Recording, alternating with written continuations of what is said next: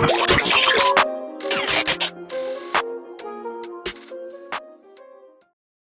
it, guys, and welcome to this month's episode of YWP Photo Editing Tutorials.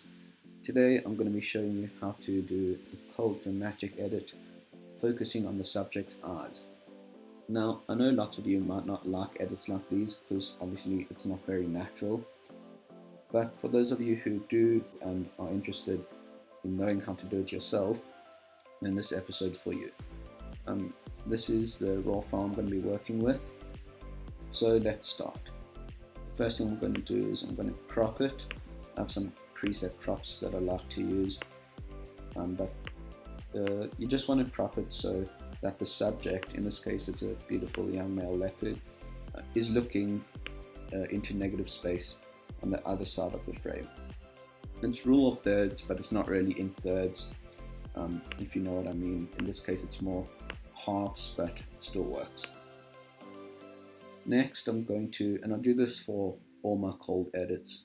When I say cold, I mean there's more blues like this, and warm there's more oranges and yellows. This is obviously an extreme example, but for my cold edits I like to use this preset called Cool Light, and it does lots of the work for you, but as you can see it's still not nearly done. Next, what I'm going to do is I'm going to bring down the exposure.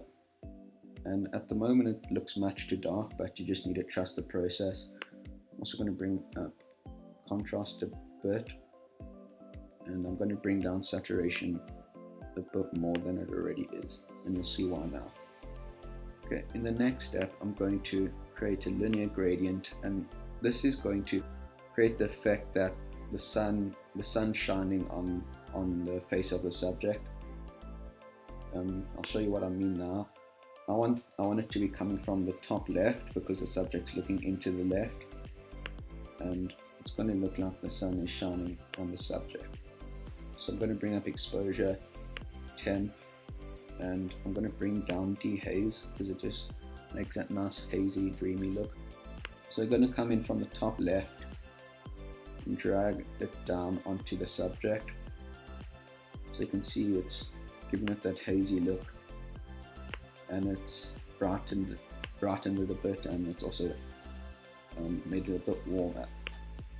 But one thing it has done that I don't like is it's made the background a bit too warm, and it's often very difficult to edit and photograph things like leopards and lions and impala and other things that are similar colors to their habitat. In this case it's the leopard, and it's very similar color to the dead grass in the background. So what I'm going to do now is just take away some of that color in the background so that it can all be focused on the subject. So I'm going to select the subject,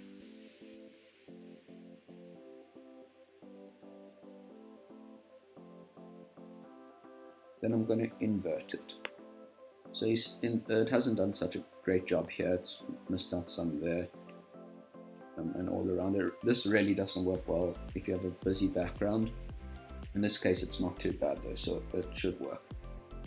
And then I'm going to bring down the saturation of the background to around -35. You can see what that's done is it's taken away some of the color in the background, so you're more focused on the actual subject. Next I'm going to create another mask. I'm going to select subject again, and I'm just going to bring out the details a bit more in the subject. So I also want to make it a bit brighter than it already is. I'm going to increase contrast a bit, clarity a drop, and texture. You're going to bring up exposure a bit more, like so. Next, and I believe the final step is I'm going to make the eyes pop a bit more. I really like this effect in certain images, and it just gives it that artistic look. So I'm going to make a brush. I'm going to bring up exposure a bit, and I'm going to bring up saturation quite a lot. And then you don't want a large feather for this because you need to be quite accurate. Then you're just going to go over the whole owl. You can see it's making it almost golden.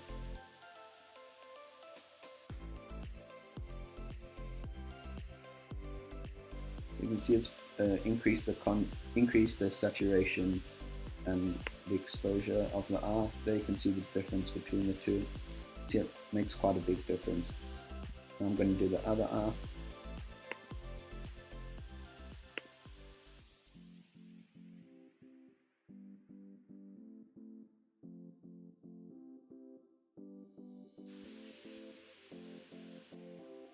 Okay, so I've gone over the eyes with the brush.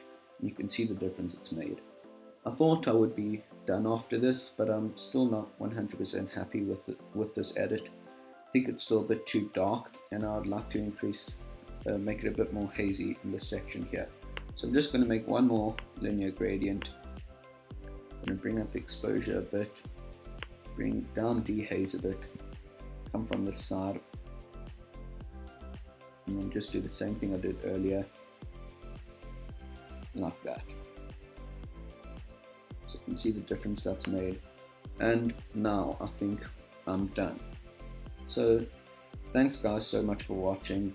If you have any suggestions for upcoming photo editing tutorials, or if you're keen to film one of these tutorials yourself, please get in contact with me, Jaime Freeman, and I'll get back to you. But yeah guys, thanks so much for watching. Hope you enjoyed, hope you found it useful, and see you in the next one. Cheers guys.